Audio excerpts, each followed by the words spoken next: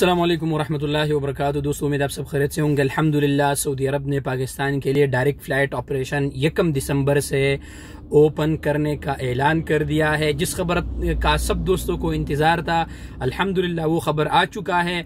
जितने भी हो सकता है दोस्तों, आप इस वीडियो को दोस्तों के साथ शेयर करें, चैनल को सब्सक्राइब भी करें। अल्हम्दुलिल्लाह फ्लाइट ऑपरेशन बाकायदा तौर पर 1 दिसंबर से ओपन हो गया है इंशाल्लाह।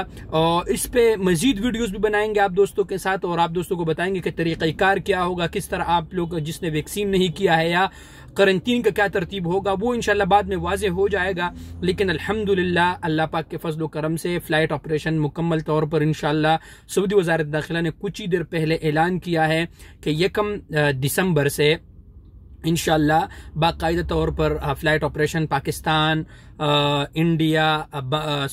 इंडोनेशिया, इन 6 ममालिक के लिए बाकायदा तौर पर इंशाल्लाह आगाज़ हो जाएगा 1 दिसंबर से। अल्हम्दुलिल्लाह अल्लाह का बहुत बहुत शुक्र है इस पे। और इंशाल्लाह बाकी जो तफसील आएंगे वो आप दोस्तों के साथ इंशाल्लाह दूसरे वीडियोज़ में शेयर करेंगे।